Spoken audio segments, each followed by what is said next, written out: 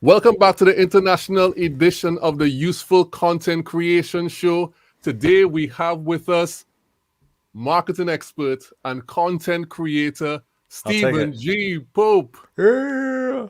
I'll take it, man. You'll take it very much sure. Let's go.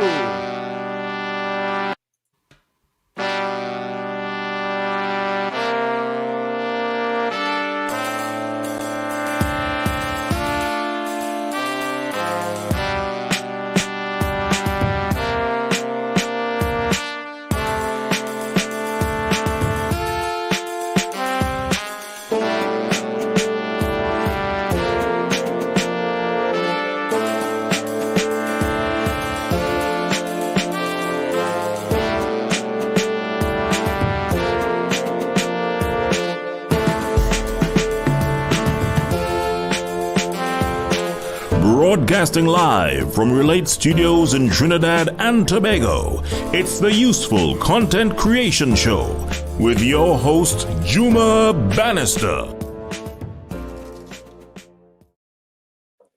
Hello, good evening, and welcome to the Useful Content Creation Show. Welcome back. I'm Juma Bannister, and I'm happy to be with you this evening. It's a great day. It's a great day to be out here in the Relate Studios studio running the show today. A special welcome to the Useful Content community.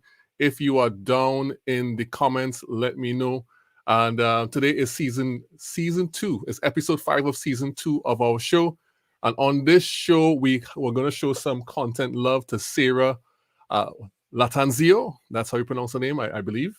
And also we're gonna look at what her content is. Her content is successful brands started with these 9 things in mind, and we have exclusive video content, which is direct marketing versus mass marketing. We're gonna run that video for you, and today we're gonna have a conversation with Stephen G. Pope, who he will understand why I call him a marketing expert in a little while. So that should be interesting as well. All right, of course, we're going to run the brand new segment that we usually run. Well, it's like 5 episodes deep now, so it shouldn't even be a surprise. We're going to run Agree, Disagree. Let me see. Let me make sure that people are here and they can see us. All right, let me make sure people can see us. All right, good. We're going to run Agree, Disagree. And welcome to everyone in the comments. Remember, we are the Useful Content community. We own the bulb emoji. When you get here, don't forget to drop your hashtag UCC live and your bulb emoji. Let me just show you what to do, just in case you don't remember. Let me just show you what's supposed to be happening right about now. This is what you need to do. You need to throw your bulbs up and put your hashtag UCC live down in the comments. And for those who don't know, we're also running this live stream on YouTube. On YouTube / It's Good to Relate. I always wonder why people don't get those customized addresses for their YouTube channels. That's something that people should always get. It's Good to Relate. And of course, we're going to look at today at some other useful things. Let me see. So let's look at what happened for the last week. Let's do our weekly update.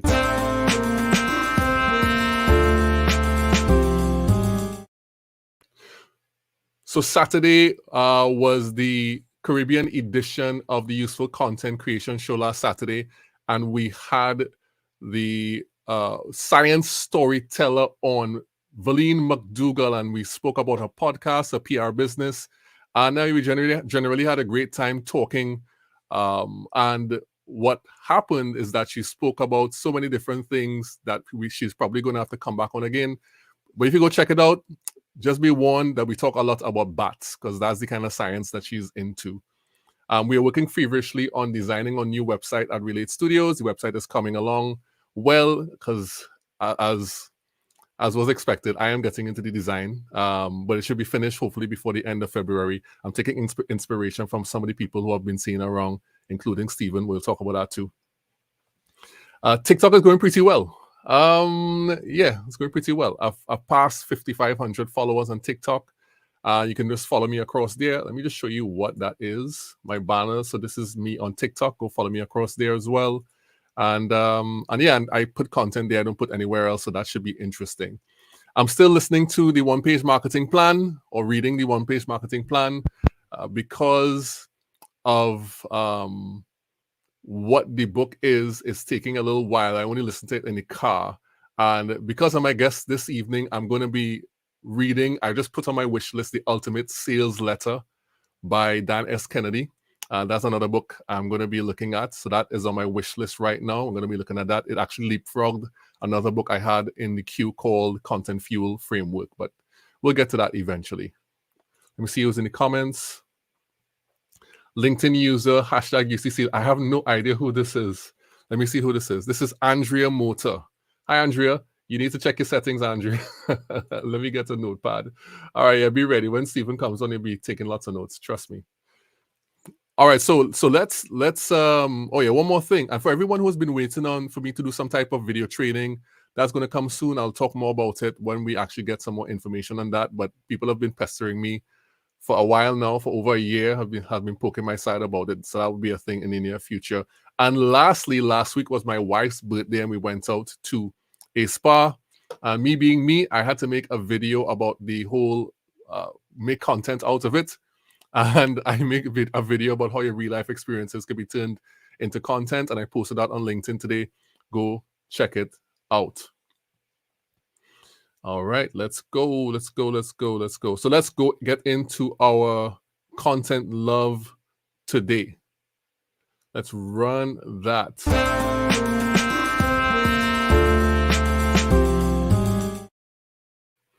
And today for content love, we have, let me just show, we have, okay, let me see right here. Here we go. We have Stephen G. Pope. Let me close that messaging tab. Today for Content Love, we have Sarah Latanzio and Successful Brands who started with 9 things in mind. It's actually a carousel on LinkedIn. Hey, Garen, how you doing, man? Good to see you. Good to see you on the stream. So I love this post because it kind of runs down all of the things you need in order to successfully start your brand. She goes through it piece by piece in this carousel, and it's a really excellent post. So she has like the value proposition. What else do you need? You need the relationships. You need positioning. Go check out the post. It's a really great post. And as a result of the post being so good, it does get the UCC stamp of approval.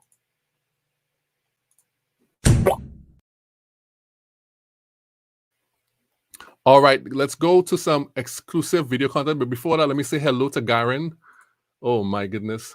Garen, good evening. How are you doing, man? Good to see you on the live stream. And he's throwing up copious amounts of bulbs, which we like. Copious amounts of bulbs. Thank you, Garen, for being on this evening. Okay, so let's look at this exclusive video content right about now. It's mass marketing versus direct marketing.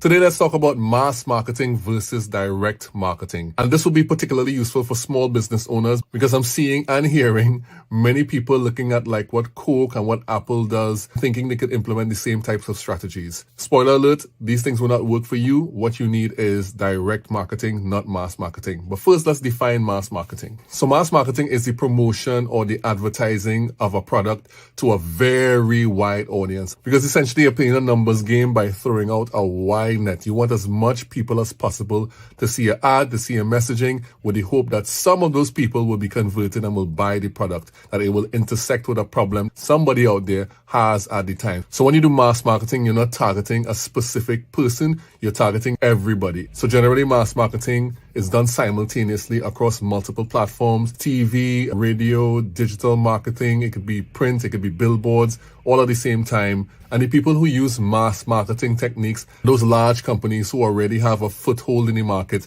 and can really sink money, millions of dollars into advertising or promoting to everyone. Okay, so let's move on to direct marketing. Direct marketing is the process of contacting or promoting to very specific customers directly. So you know who your customers are and you're targeting them. As a matter of fact, targeting is a big part of direct marketing. You know who you're going for, you know your ideal customer, and you're going straight to them to promote your product or show what you have. And that is what gives you the results that you want. Because you're not sending out a big net or you're not spraying all over the place. You're going directly like an arrow to these people and saying, this is what I have for you. So as opposed to things like billboards and radio ads and stuff like that, direct marketing is not meant for the general public. So examples of direct marketing are email, regular mail, text or messaging campaigns, targeted social media advertising or content marketing, and any other way you could talk to your customer directly and track it. So you see all the people who are following you right now? That is why it's so important for them to share things with you like their email and their phone number so you can contact them directly and not depend on these social media platforms. So when you're a smaller business, you have limited resources and you want to use those limited resources as efficiently as possible. And the best way to use those limited resources is not by advertising to everyone. Because if you're in a market with plenty competition, you get a better return on investment by knowing your ideal customer and targeting that person directly. So if anybody ever comes to you and say, look at what Nike doing, and look at what Amazon doing, and look at what Google doing, we could do it too. No, you can't. They have $1 million budgets. For you who has a much smaller business, your best bet is to go direct to your ideal customer. And that is why direct marketing is superior when you are building out your business in the early stages. I don't know how to end this one, but if it was useful, follow me. All right, that's direct marketing versus mass marketing. Gail, how are you doing, Gail? Let me just acknowledge some of the people down in the comments real quick. That stamp though, thank you, Garen. It was a very well. I put that together only in Descript, by the way, just so you know, that animation. So Descript is a powerful tool. And then we have Mark. I haven't seen Mark in ages. Mark, I haven't seen you in ages, man. It's been so long. It's great to see you on the stream. I haven't seen you in ages. And we have Gail. Hello, Gail. Good to see you, man. Gail, sorry, it's okay, Gail. All is forgiven. You're here now. And Kieran, Kieran, good to see you, man. Thanks for jumping on, for throwing up your bulbs and showing us some love in the useful content community. And now the time we have all been waiting for. Let me just clear my throat a little bit for this. And shake my shoulders a little bit because we know it's big things are going, according to the Jamaicans. Okay, so tonight we have with us all the way from the US of A, entrepreneur, builder, problem solver, and the man who brings clarity and focus and routine to your digital marketing so you can get more attention, more trust, and more revenue. CEO and founder of SGP Labs. Please put your bulbs up and help me welcome to the show, Stephen G. Pope. What up? What's going on, everybody? How's it going, man? Thanks for having me on the show, dude. It's great to see you, man. Great to see you, man. Yeah, it's great to be here. I was enjoying the way you do the show. It's live shows are cool because you get to see you get the opportunity to put together a real show, right? And so it's cool to see how you're doing your segments and all that kind of stuff. I dig it. Thank you. I appreciate that. I try to, eventually, if this gets bigger, I may have to get a producer. It's hard to do all the moving parts. It's like, the intros and stuff like that. Welcome to the show, Sir Gregory. Please tell the people who don't know you who you are and what you're about. Yeah, I mean, at the core of it, I'm Stephen Pope, and I'm an entrepreneur. I've always been a builder, a problem solver. I've always been coming up with ideas to sell to people. My first product was a paper computer that I sold to my uncle. Really? Of course, it was only your uncle would buy a paper computer. But so it didn't have much real value, but that's just how my mind thinks. I like to build things, like to figure out what people want and solve problems and deliver it. So that's me in a nutshell. Besides also being a family man, I have a beautiful wife and 2 kids and 2 daughters. And that's me as Stephen Pope in a nutshell. Nice. So I realized that you don't really define your titles on social media anymore. Yeah, you're just kind of Stephen G. Pope, who helps people get more attention, trust, and revenue. Did you deliberately remove your title, and what was the reason for that? Well, if you go to, here's the thing. It's like nobody really cares. There's different. Everyone does this differently, which I think is fine. But nobody really cares too much if you're a CEO, this or that.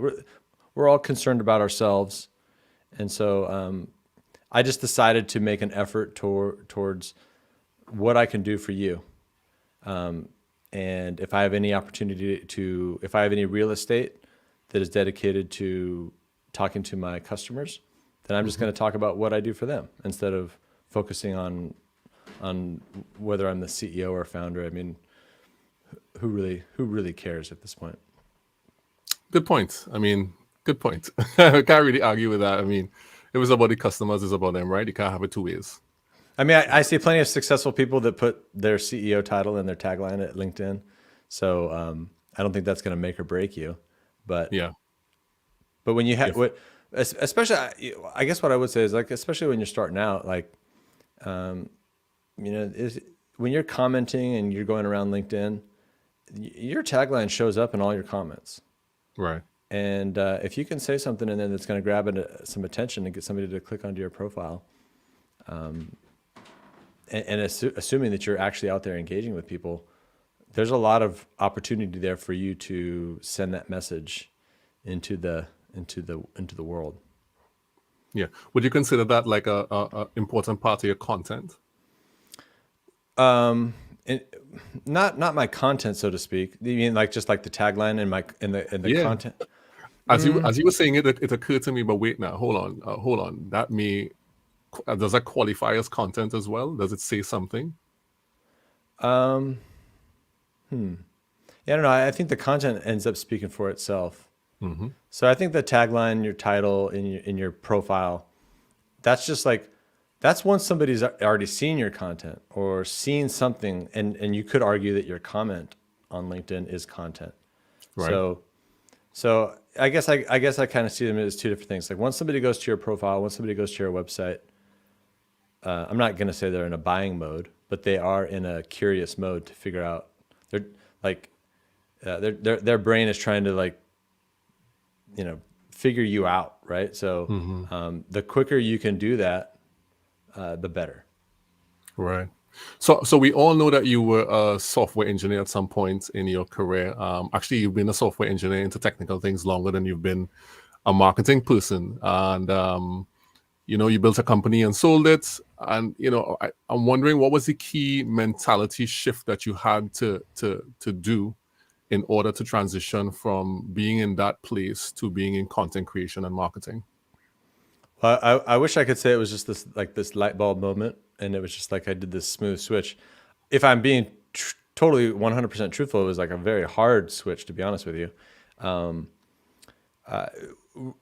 Ultimately, the journey of the transformation was when I sold the company. I had a team of people. I was leading a company. I was used to thinking very high level, and after I sold it, I guess I could almost say that I kind of forgot how hard it is to build a business from the beginning. Mm-hmm. Like I had run that business for a long time, so I'd kind of forgot those early years in a way. And when I went to start the next business, I kind of pivoted right back into technology again. And it was, if we're just talking about like more entrepreneurial stuff and like mindset and like, it's like once I sold it, I really latched on to the identity that I had at the old company. So I was like, I'm a technical guy. So when I start my next company, it has to be a technical thing. So and that's where you started On-Demand CTO? Yeah, exactly. Which was going to be like, tech advice, all this kind of stuff. And it was in the start of that next business that I really got into marketing. Because I was going to build that business. And so I got into content marketing, social media. I got on video. Totally freaked out to get on video, but I did it. And but it was interesting because as I started to do that, I was like, I just didn't have the passion to do it. Because like when you're starting a business, you're going through all these headwinds, right? It's like the odds are against you, and I didn't have the passion to push through on what I was building. And it was at that moment that I was so excited about all the marketing stuff because I had never really seen marketing from the way I had been before. I was always just like websites, flyers, that kind of stuff. What I really started to learn was marketing was this entrepreneurial tool to basically test ideas, test what people respond to. And like the light bulb went off in my head, like your light bulb. We both have light bulbs in our our branding. Yeah. And I was talking to all these entrepreneurs about marketing and like getting them excited at lunches and stuff. And I was like, man, I had a successful business. We were doing several $1 million a year, but the one issue we always had was getting clients. Right. And I was like, oh man, this is all making sense. It's like, I sold that business and I'm learning all this marketing stuff. I knew that if I had known what I knew now, I could have built that business faster. I'm getting all these other people excited about it. I love working with entrepreneurs. I've always done that. And that's when the light bulb went off. I was like, oh, I know what I'm going to do now. Now, there was a lot of like mental turmoil going through that process. But once that started to click, I was just like, I'm going to be a marketer. And I started putting together products. I started with a mastermind. That was pretty successful. There were some people that weren't that interested in it after I launched it. I really started to learn what people wanted, what they were struggling with. And just like day after day, I just like figuring that out. Like I just finally came up with a product. And that's really kind of how I got to where I am now. All right. So the more we talk and interact, because I was in your show recently, I realized that you're kind of like me. You're the kind of person, if you determine something has value, is valuable to learn, you dedicate a block of time and effort to learn the new skill and develop it personally. And that's how you kind of learn to play music. You learned as an adult, right? Right. Yeah. Yeah. And you And said that was, before that. yeah. Go ahead. Sorry. I was gonna say, and that was an important lesson too, because I think when you get older, you start to you become rigid. And when I started to learn music as an adult, it was an affirmative moment. That was like, you know what? Everyone says you can't become a musician, and I became a jazz musician. And it just reminded me, I was like, you know what? You can do anything you really set your mind to. Now, am I Beethoven or Duke Ellington or Monk? No. But I can sit down and I can play in a band and I can have fun and I can interact and I can improvise. And that was just really cool. It's just like, you can do it. You can do if you really want to set your mind to it, you do it. I took my piano like everywhere I went, every business trip I went with my family. My family would go to bed. I would whip out the keyboard and I just grinded away. And it's just like, it's cool to go through those experiences and realize that you can always reinvent yourself. So I know jazz has helped you move from kind of anxiety about things to living in the moment. As has jazz also helped your video? Yeah, you know what? At a certain point, jazz taught me just like to be in the moment, and I think that helps every aspect of your life. So like there was a certain point when I was playing jazz, it's just like I wasn't good until I could kind of surrender myself to the moment. Because I'm an engineer, because I overanalyze things, it's very easy to overanalyze the piano as well, and that like extracts all of the life out of it, right? Right. It doesn't matter how complicated you can move or how many keys you can hit. If you're not like essentially in the moment, you sound horrible. And you don't have any rhythm, you're behind everyone else, and you can play two notes rhythmically and sound really cool. And it was when I realized that just like surrendering yourself to the moment, just like in video on this podcast, I'm just listening to you. I'm not thinking about what I'm going to talk about 10 seconds from now. I'm just listening to you. I'm letting whatever comes into my head is just like flowing through, and that's an important thing for video, especially when you're live. Yeah, definitely. Yeah, because some of the things you really can't. You say some of the best things when it's unplanned. It kind of spontaneously comes out. And yeah. I know for somebody like you who kind of lives on video now, there was a point when you were afraid to do it, but you adopted it because you knew that it would be important to your business in the future, right? So when you speak to clients nowadays and you tell them the same thing, like you have to become a media house, otherwise your business might die, do they just grab what you say as gospel, or do they kind of agitate against it? I think with every product, people are at certain stages, and sometimes there are people that are far enough along that if you give them the insights, they can take the next few steps and get to where they need to be in order to buy. Some people are way too far behind. So like, there's nothing you can say. Like some people just don't even believe in social media. Like I think I was listening to Chris Walker the other day. It's like sometimes you're selling steak to a vegetarian, and in those situations, it's like you can get them to kind of shake their head and like, yeah, that makes sense. But like I can't. Sometimes I can't accelerate the amount of knowledge and experience someone needs to know in order to buy into that. You know, one of the best ways I do that I am able to articulate is to really talk to them about their own situations. It's just like, imagine, who are you buying from? Where did you find those products? Right? And a lot of those people ended up buying something from social media or something that they saw in the same manner. And then they're like, oh yeah. But you know, I think there's just a lot of blockers when it comes to some of these things. Like if you're afraid to be on video, you're going to come up with reasons not to be on video. Have you ever encountered someone who says they're too old to be on video? Oh yeah. I mean, dude, every excuse in the book. Too old, can't articulate myself. You know, like I literally was terrified to be on video. I had before I started my business, I had promised to myself that I would. And so like for a couple of weeks before I did it, I just couldn't sleep. I was like, so I mean, yeah, like too old, I don't look good enough. You know, people are always like denigrating themselves. Yeah. And saying like, I don't have a face for video. And I get it. Like now sometimes I kind of roll my eyes, but I do get it. Like I was there, you know? Yeah.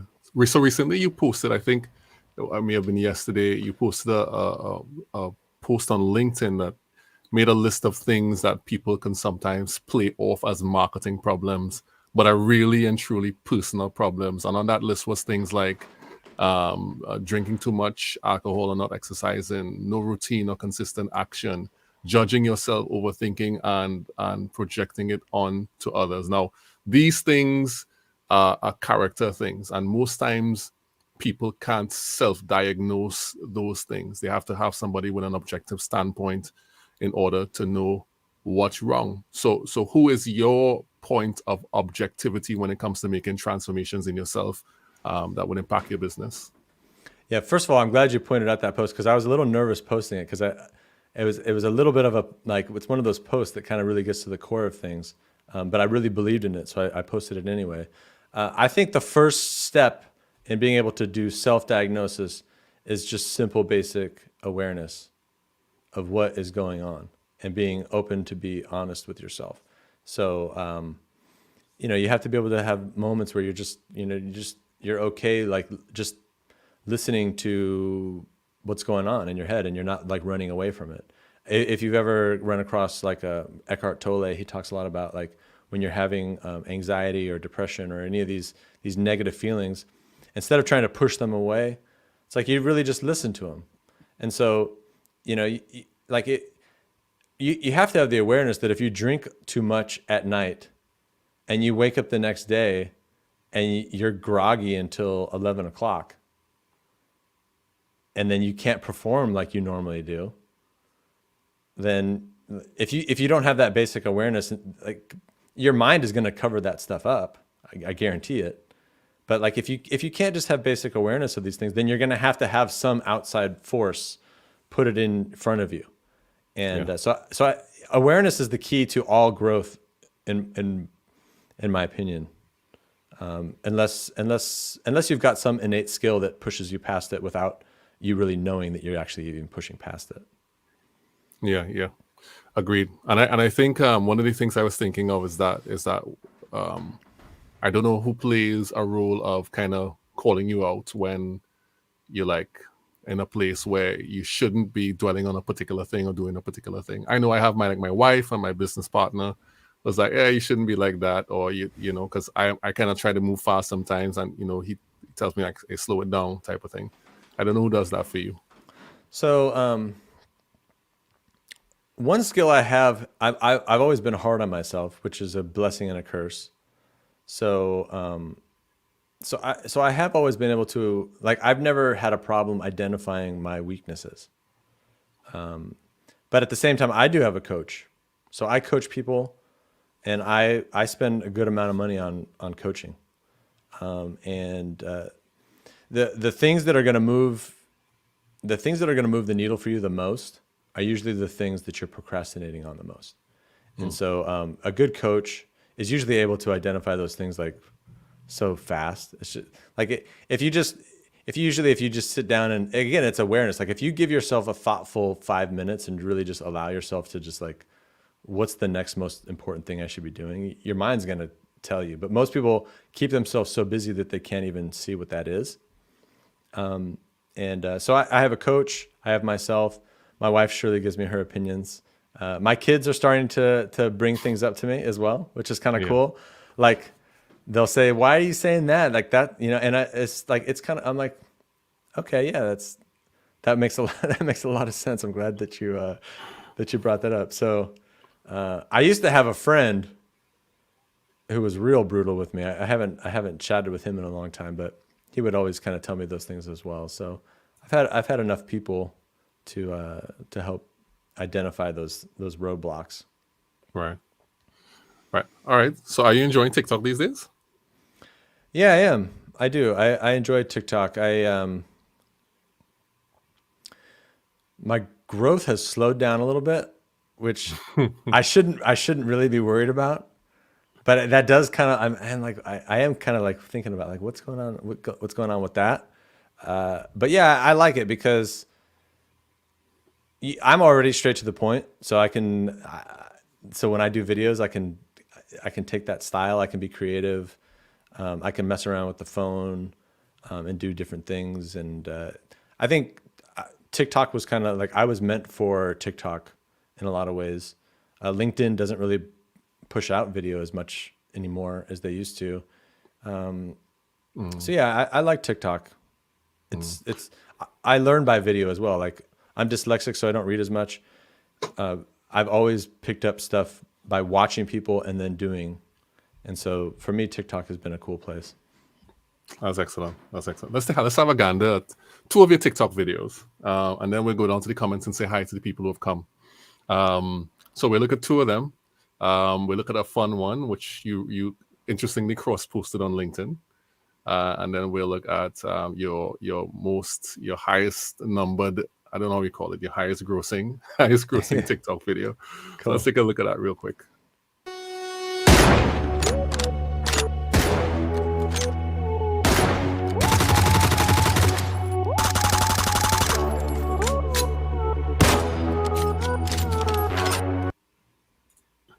Yeah. Would you have done that 5 years ago? Hell no. And that was another moment, man. Like I was in the park and they're really like, I wrote on, I don't know if you saw the words, but it's like doing silly videos. Like there were people watching me as I was doing that.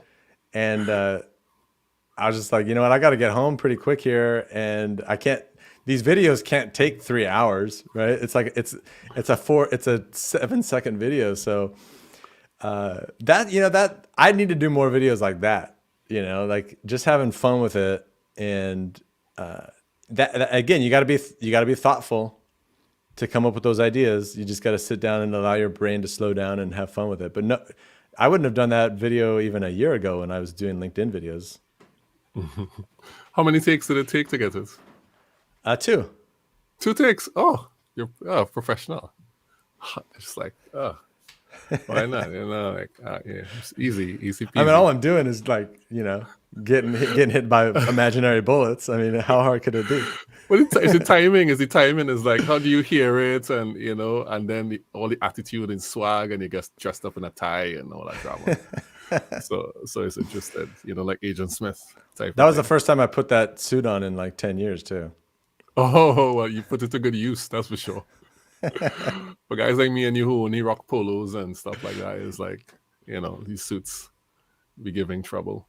All right, let me just say, before I play the other video, let me just say hello to people down in the comments. So Summer was on much earlier. Hi, Summer. Good to see you. Thanks for your bulbs. And Mumita is across in New Zealand, I think. And so I don't know what time it is in New Zealand, but hello, Mumita. how you doing? And Shri saying, yeah, of course, Shri. What do you know, Shri? Hi, Shri. Good to see you Hey, on. guys. And she throws up bulbs as well as the Trinidadian flag, Trinbagonian flag, which she has connections here. And Sharon Smickle, who I haven't seen in a while, from Jamaica, hence the black, green, and yellow hearts, Jamaican colors. Happy New Year to you, Sharon. Good to see you. And Sharon was saying earlier when in our conversations, she's saying one of the things that make people not want to be on camera is saying, I look too fat.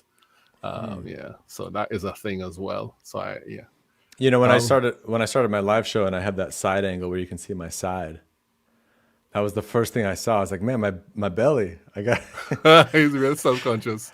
I gotta work on that. I know. Like when I switch angles, I'm like, oh, what's going on here? Is this, what's happening there? I was like, it's crazy. Like a year ago, I had lost a lot of weight, and because of the pandemic, and I just wasn't out as much. We had lockdown. I just have been inside, and trust me, it found me back. And so I have to work on that. So I'm like thinking, how am I going to get rid of this thing now? But it happens to all of us. It does. Let's look at the second video, the one that has the most amount of views. It's 260,000 views plus now, I think, on TikTok.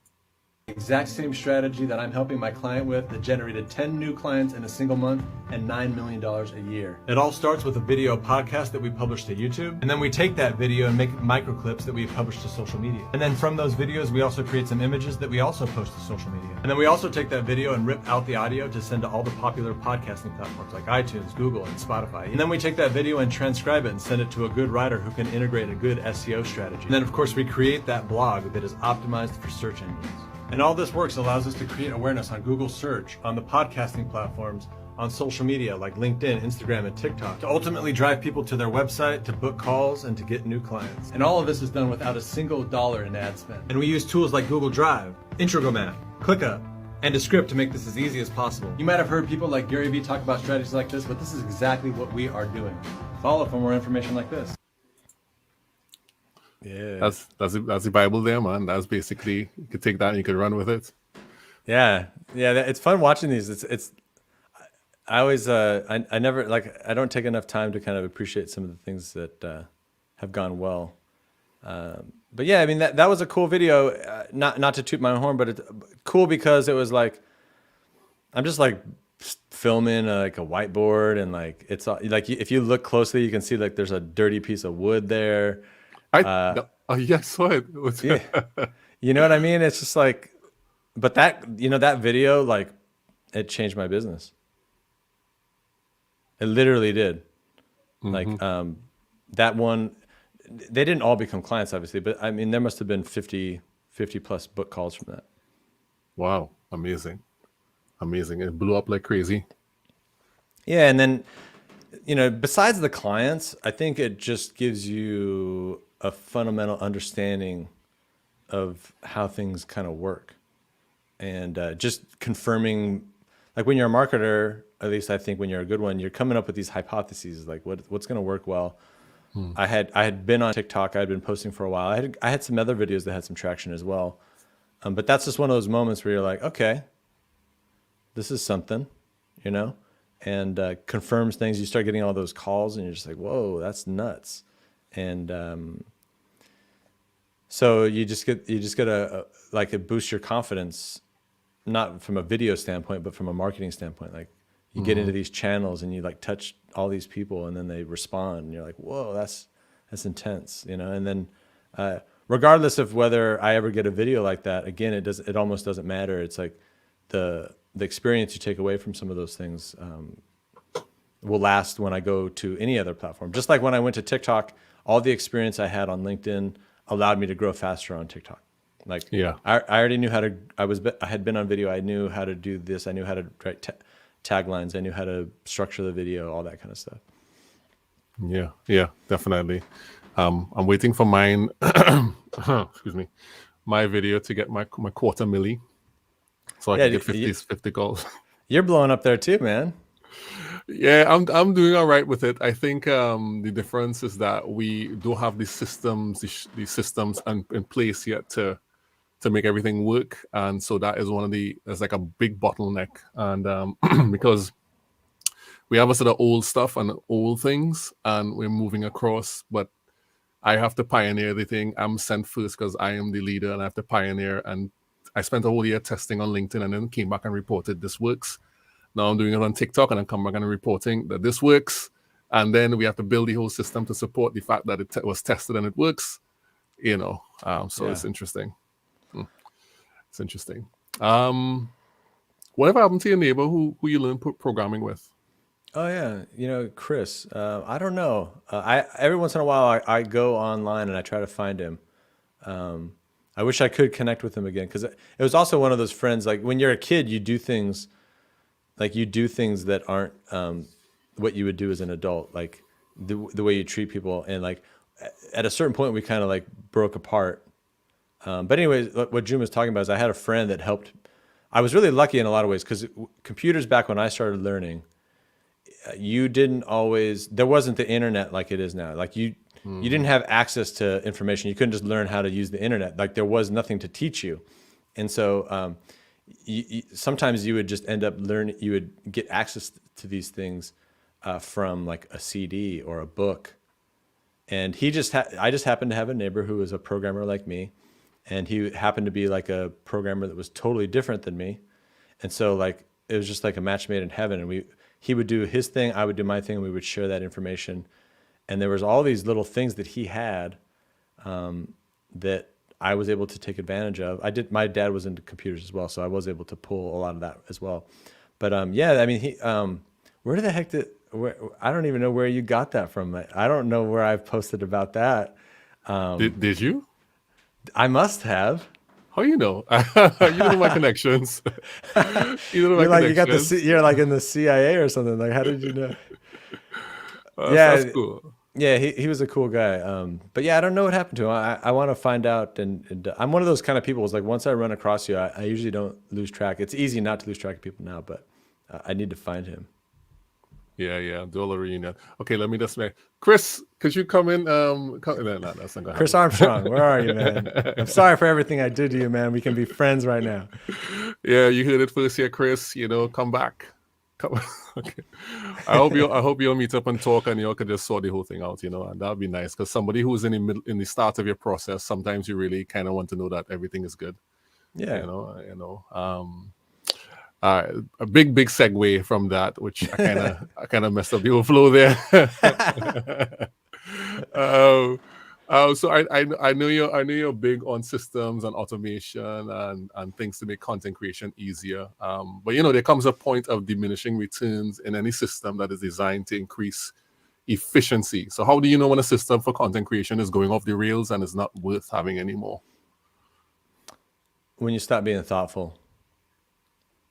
It's actually a pretty easy answer, because creating content, you have to be thoughtful, and like technology will get in there and will just like remove all the humanity from what you're doing, and I have to be real careful about that,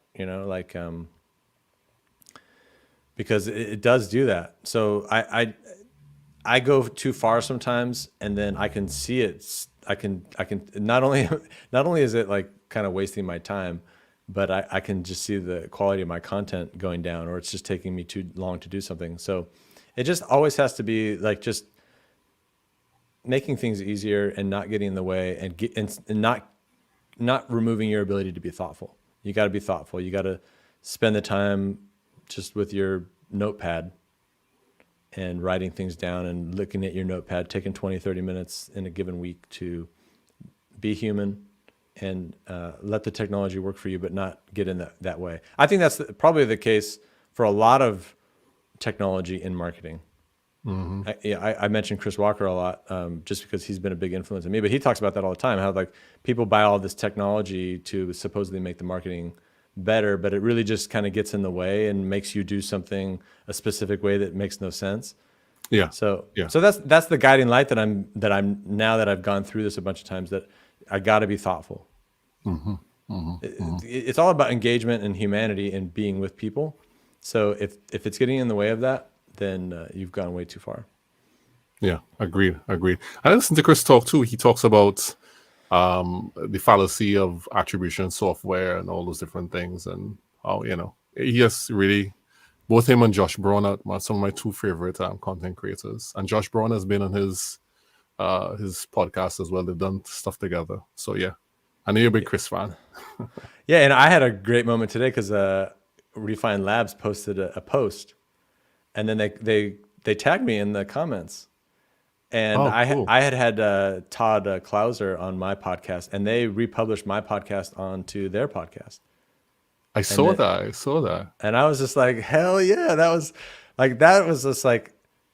was really cool, man. I just like that was just like a really, like, especially because like when you're looking up to somebody and and he's doing his own thing, so he's not necessarily paying attention, but just that, like, and it's also a reminder of how content works, right? So you have a big company now tagging you and like posting your stuff. I was like, hell yeah, that's really damn cool. Yeah. And you had Chris on the show as well. You interviewed him. Yeah.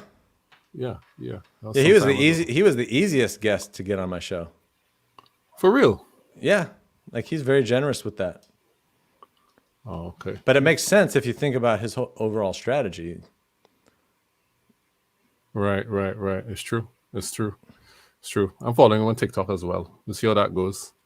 And I'm kind of linked up with Todd as well. So yeah, he's a good dude as well. So having a background in software engineering, I know you're quite a technical person, and as it would follow, you're into gadgets, and we're also into functionality. I saw recently that you got a device that allows you to take your high-end microphone and connect it to TikTok and to do live streams. Yeah, that's a cool device. And and I found that out on another guy that I follow on TikTok. He showed me how to use that. Yeah, it's cool. I saw it. I mean, so what would you say is the best to date, is the best investment you've made in a piece of equipment? And what would you say is your most regrettable purchase to date? Well, I mean, the cell phone is going to stand, like, it's not my favorite just because it's a phone. We've had them for a long time. But for anybody listening right now, your phone is the best content creation tool you've got. I mean, it connects you to social media. You can just like make a video, post it. So it's not super sexy to talk about that, but that's truly the best investment probably. Outside of that, what I have a lot of fun with is, I don't know. It's so hard to say that because there's like content, so many different pieces, right? You got to have lighting to look good. The Stream Deck is cool. I don't know. It's hard to say, but like practicality of the cell phone. What has been the biggest waste of time? Probably like just getting crappy lights. It's so easy to get lights that just are not good. I peeped your early setup, man. Yeah. And that seems to be the thing that people actually have the most trouble with. Like that's probably the hardest thing to master is lighting. Right. I should probably double down more on that as a thing to teach people that. Especially because people like to look good, right? So yeah, I remember one of your big TikTok videos was about the ring light and the glasses. Yeah, definitely. It's like lighting is a big deal, and most people don't. What they don't understand is that they don't really, just like you said, a smartphone, good light equals great video. That's basically the whole equation right there. And it ends up just being like the angle you use and like, yeah, it's true. It's kind of like, yeah, you just need that and it will work. And so I've heard you say more than once as well that, just delivering content in a different way creates value because everybody does it in a different way. So, and I agree with that. So oftentimes we learn things from people and we're kind of just taking that stuff and reorganizing it in a way that we think that we would understand and our community would understand and representing the information back to them, our community. But how do you ensure that the things that you learn are infused with your original thoughts before putting it back out into your community? Yeah. And just on that note, like I steal so much stuff from so many different people. Like it's not even funny. I've always done that. I don't mind saying it. I always put my own spin on it, and it always It always swings back to being me. But there's a simple filter that I've always used, and I actually got this from somebody else too. There's a simple filter for your content, and like I've combined a couple of different ways of looking at this, but you call it the $5 rule. You want to make sure that when somebody walks away from your content, that they feel like they got $5 or more. And that's a filter for you to just think through, like, okay, this has got to be good. This has got to make somebody say, wow, I'm glad I saw this. And you got to give them those aha moments. And so you have to take a little bit of time and articulate why this is important to someone. So like how-to information is not helpful if, number one, the person doesn't care about it.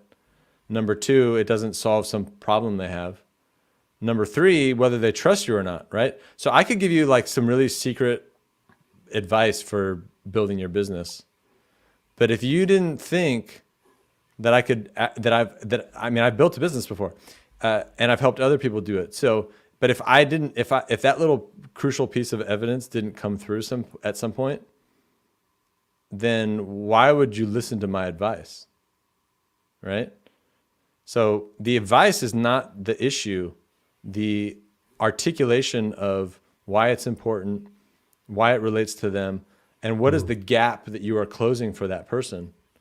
And when you articulate all that very upfront and before you start to give the how-to advice, then when you give the how-to information, everyone's like, oh, okay, now I'll go implement that because I wanted all this other stuff.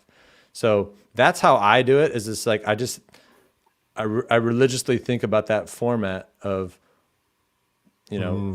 how do I articulate this in such a way that this actually has value? Because the value is not the how-to information. The value is the articulation of why this information is important to that person. And that's how I like assimilate all this different stuff and transform it and push it around and ultimately create value for people. Yeah, that's amazing. I hadn't thought of it that way, that without an identification of the problem you're going to solve or the thing you're going to fix or the gap you're going to close, the how-to just stands on its own. It's just like, it's like telling somebody these are the 10 steps to make a lasagna when they're trying to start the dead battery in their car. Right. They're trying to, it makes no sense. Don't tell me how to make a lasagna. I'm trying to get my car started. Exactly.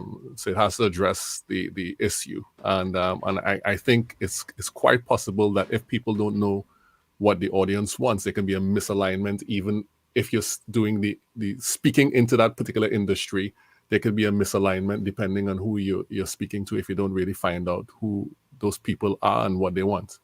Yeah, exactly. And just thinking through, like, how do I articulate this in a powerful way? Like, I always sit down, and I do this with my clients too, and a lot of them skip this step, and I can always tell. It's just like you just write out like a wow statement, and to me, that's just like, from the perspective of the viewer or the reader, you just say this to yourself. You say, wow, after reading or viewing this piece of content, I now know that if I do this or that I don't do that, this is how my life is going to be better, and I feel a lot better. And you write that out. That's not the content, but you write that out, and that sets the framework. It's like the topic sentence to an essay, right? Like when I was in college, like your writing was transformed as soon as the teacher told you about the topic sentence, right? Like suddenly your essay, your horrible essay became a very powerful essay because you put one sentence at the beginning of the essay. It's the topic sentence. So with your content, you do a wow statement, and all of a sudden you've got this really razor-focused filter to do the actual content creation piece. And if you have that filter, you're guaranteed to leave the viewer with that wow statement in their brain. And that's the difference. Like I do all this stuff on OBS and video and stuff, but like the most important thing is that above all else. And it seems too easy to believe, but that's the truth. And people skip that step. Yeah. And I I don't write it out anymore, but I still think about it. And although sometimes I do forget about it, but like people always want to skip. I wrote that wow statement out just like that, like probably 100 times before I stopped doing it. Like religiously. I mean, who wants to go out into the marketplace and just dump a bunch of stuff that isn't going to have impact? And so, like, I care a lot about what I'm putting out there. I don't think that people have to have the expectation that they're going to always produce great content, but I cared. Like, I really cared. So, like, I wasn't about to go publish a video or do something that didn't have some thought put into it. So, like, spending that upfront time to do the wow statement for me was like kind of like a no-brainer. In fact, I knew, like, I could tell just by the immediate impact when I started posting that was the game changer. And so, if your objective is to get on social media and make an impact with people and drive engagement, not likes and comments, but like impact, then doing something like that is kind of like a no-brainer, and literally is the difference between it working well or not, unless you're just so gifted that you're just one of those people that just, you get on video and like everyone's just like, whoa, you know, there are those types of people, but I'm not one of them. Right. You have to have structure for the thing to work well. Yeah. I think that's great. The wow statement, the key. So when people hear like ROI, when people hear return on investment, I know people generally think about money.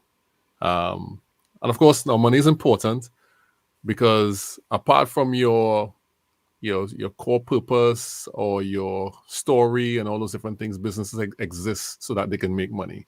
So both you and I know that return on investment can be more than that. It can be like knowledge, it can be relationships, it can be understanding of systems and other things. But for you, apart from the money, what has been the most unexpected return on investment because of your content? I mean, number one, I've always done things virtually. So I've always met people virtually and been able to network across the world. So that's something that a lot of people that haven't been online can do. But for me, getting on video and like I was afraid to do these things. I was afraid to give speeches. I know that if I went and gave a speech right now, I could do it pretty confidently just because I know how to like tell a story from the context of the person that's listening. So for me, it's like the ability to articulate myself. It's the ability to just come on a show like this and just kind of like, I didn't have to prepare. I didn't sweat. I didn't like worry about it. I just like came on and I was excited to be here. And I knew that was going to be the case. And for anybody that's introverted, that's probably not something that you might have. And I guess I would just say is that will be a transformational experience to have that and to feel like you can just basically wing it and feel confident that you're going to say things that make sense and you're not going to flub. And so, you know, that's the number one thing, I think. Yeah. All of these introverts that I've had on this show, they've been amazing, like social media people. I don't know what's going on. Well, it's like well, they're going through it's a new world. Those are the brave people that are just taking the steps. Right. You know? Right. Yeah. I think we're gonna see a lot more of that. Oh, really? Why? Well, because you're gonna have to. I'm still thinking. I'm still doing this because I'm still thinking 5 years down the line. So like this is only going to get more and more intense. Like there's so many professionals doing things the old way. So like COVID hit, right? And it accelerated everybody's understanding of all these things and how important they are. But the truth is that was happening that was happening 10 years ago. Mm-hmm. Like social media, Facebook, all these things. People have been doing this for a long time. People are still doing business the old school way. They're going to these networking groups. I just quit one because I just couldn't take it anymore.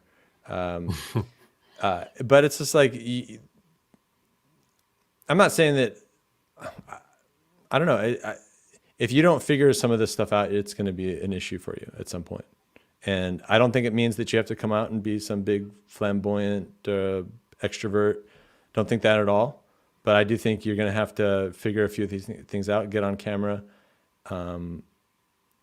It's the way all these, it's really amazing. It's like all these niche personalities and things can find each other now, and can, you have to like dig in a little bit. Like it's not going to just happen after a week. You start doing these things and all of a sudden like-minded people are connected. And like LinkedIn and TikTok, and this is still early. Like it's going to get more advanced. It's going to become easier and easier. There's going to be technology that comes on that is more independent, I believe.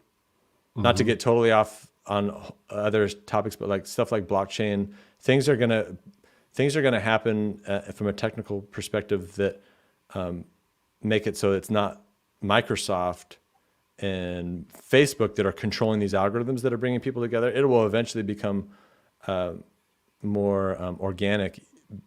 And I don't mean organic as like organic reach. It'll become even more like blockchain is going to really change a lot of these things on how people can control their information, build trust in networks, and connect with people, and really find the people that you really should be connected to. And the more people that, like going back to awareness, I think it's weird. Like technology is going to enable awareness and really allow like-minded people to connect. And so being able to go out there and just, put your point of view out there on a regular basis is just going to be vital. And and here's the thing is like for younger folks, I think it's going to be a lot easier transition. But older folks still have a long life to live still, right? Like you've got another 20 years of business, 30 years of business to do. And so the young people, you're going to need to compete with these young folks that just have it like this, right? So I feel good that I'm on TikTok. Like I'm like on the same level with those people, with all those kids. I'm not intimidated by that. I can get along with kids. I can relate to them. I can talk to them about TikTok. And I consider that a huge advantage to someone that's really just going to sit entrenched and pretend like none of this is happening. Yeah, absolutely. I'm so glad. I mean, I'm on TikTok because you kept on pestering me about it. I've gotten a lot of people on LinkedIn to go over there. Yeah, it was terrible. It's like yeah, TikTok. Leave me alone, Stephen. And then I'm like, because I was coming to the end of my LinkedIn year, and I wanted to finish off the LinkedIn year without any crossover. I wanted to have a clear and have a break, and then start in January. And but I respect that. And I'm a pushy guy. Like I don't mind telling people what they should do. The people that can push back and not get offended by me are usually the people I get along with the best, like you. Like I don't mind telling people like you're gonna miss out, or you're going to be delayed. And in your case, that didn't bother you. It didn't bother you, and so that's why we're still talking. Some people just don't like that kind of like. Yeah, that's like the Gary V. That's like the Gary V. Because you drank the Gary V Kool-Aid as well, so that's like the Gary V vibes, like telling people about NFTs. Hey, how can you go around life and see all these successful people like Gary V? I made the judgment that I believed him. I didn't think he was selling like snake oil or anything. You see these successful people like I've always been able to see that and just be like, okay, that makes a lot of sense. I don't understand it exactly, but I'm just going to do it. And that's easy for me. I've always actually been my personality is such that I'm the most excited when I'm learning new things. And I have no problem doing new things and teaching people new things even before I've fully mastered it myself. Yeah. And a lot of people don't agree, don't subscribe to that. I'm very open and upfront about all of the things that I'm doing, but I see things. I see little holes and little things that you can take advantage of, and they're usually pretty clear to me. And sometimes I'm wrong, but usually I'm pretty good at that. That's one thing I'm pretty good at doing, and so I have a confidence in doing that. And I mean, every opportunity or advantage that I've ever had in my life is usually having leveraged something that I learned rather recently. 100%, 100%. And I don't know if you read the book, but Blair Enns says that same thing. In his book, Win Without Pitching Manifesto, he says that exact thing. You declare your expertise, and then you rapidly develop into that, essentially. Yeah. So you don't come out knowing everything. You just say, "I'm going to do this," and you declare it to everyone, and then you move fast in that development, basically.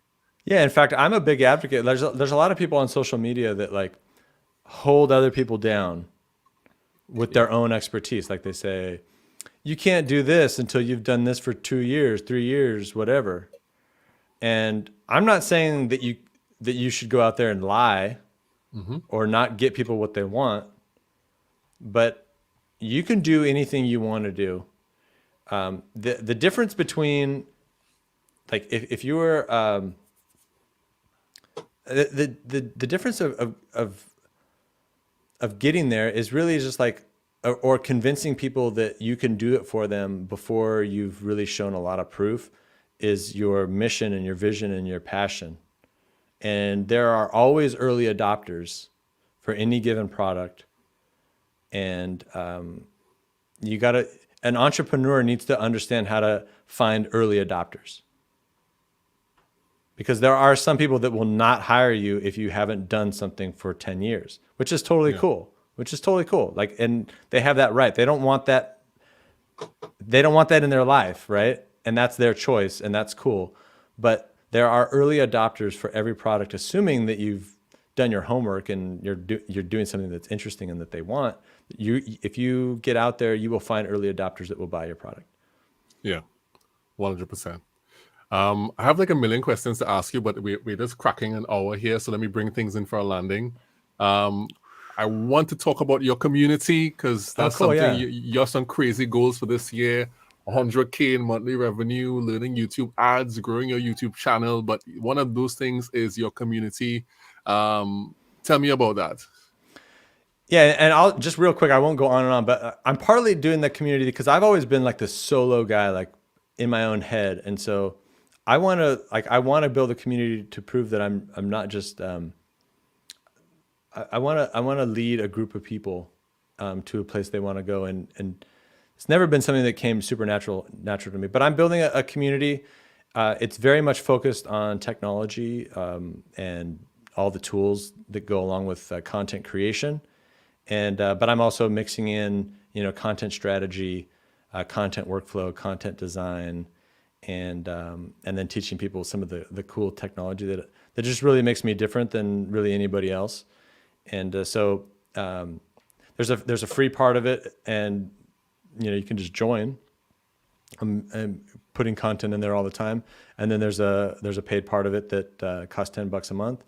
And in there, I'm helping people implement different technologies and helping them automate things like TikToks and stuff. So like when I do a TikTok, it automatically gets pulled down. It gets sent to YouTube.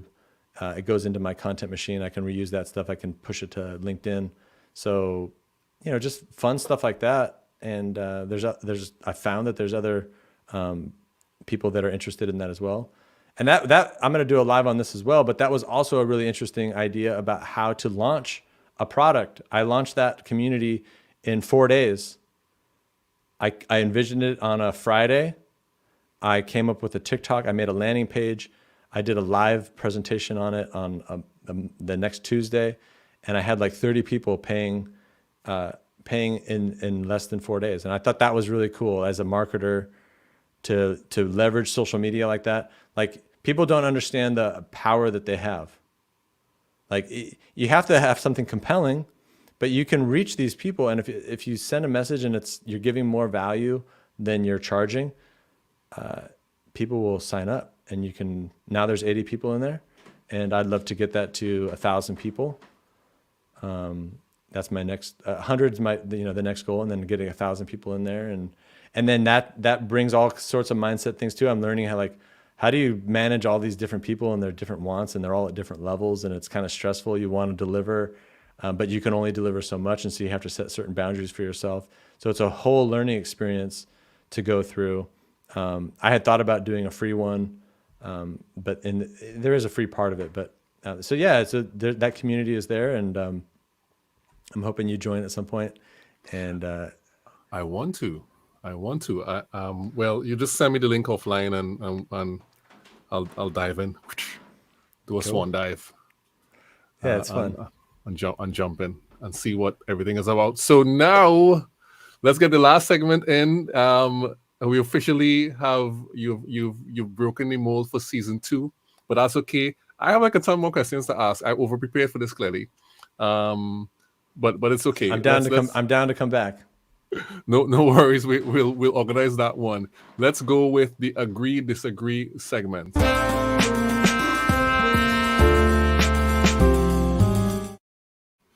All right, so we have the agree disagree segment right now with Stephen G. Pope. And so, Stephen, this segment is basically I'm going to make some statements, and you're going to say if you agree, disagree, thumbs up or thumbs down.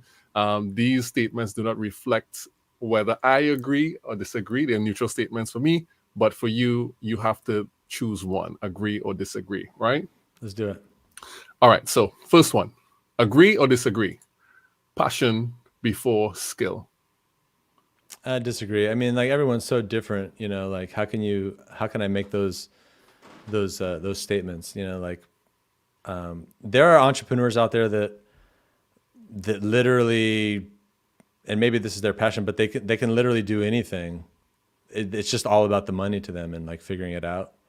So I don't know, like I disagree. Like maybe for me, that's probably true, but I can't say that for anybody else. All right. Agree, disagree. The right attention is better than immediate attention. Yeah, long term, probably. Yeah, for sure. Maybe even short term. Right. So that's an agree. Agree. That's a tough one, but I'm gonna go with agree. All right. Agree or disagree? I'd rather hang out with Gary Vee than Duke Ellington. Oh, dang. You know what? I'm gonna pick disagree, because if I could hang out with Duke Ellington, that means that like that's impossible. So if I could do that, I would do it, and then I could figure out a different way to get with Gary Vee. So, I mean, Duke Ellington, man, he's a classic, right? His legacy is living on and on and on. You're playing with me on this one. You're trying to split me right down the middle. Yeah, that's the intention. For some of these, it can't all be easy. Let me see. Somebody's playing agree, disagree. You know, Gabe is down in the comments. Just saying hello to Gabe. And Gail has said this. I swear every single time I do a video just saying, but I do take the point about the value of doing it. Plus, I want to be like Juma when I grow up. Come on, Gail. and Gabe, hi Gabe. Great to see you. UCC Live on dropping his bulbs. All right, let's get back to the agree disagree game. Next one, agree disagree. Having a large community is important. I mean, that's something that I'd like to do, but I disagree. I mean, like the main thing I'm learning is like there's so many different paths, you know, for everybody. So you don't have to have a large community. Right. So disagree. Disagree. Disagree. Your face doesn't need to be on your website. I'm gonna say I disagree. I think it should be somewhere on your website. Like people, like it's getting, like people want to be. I even said like the lines of B2B are getting blurred. Like it's just human to human.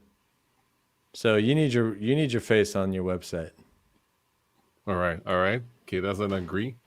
I have another, potentially difficult one for you here. Playing music is more enjoyable than learning a new productivity tool. I agree.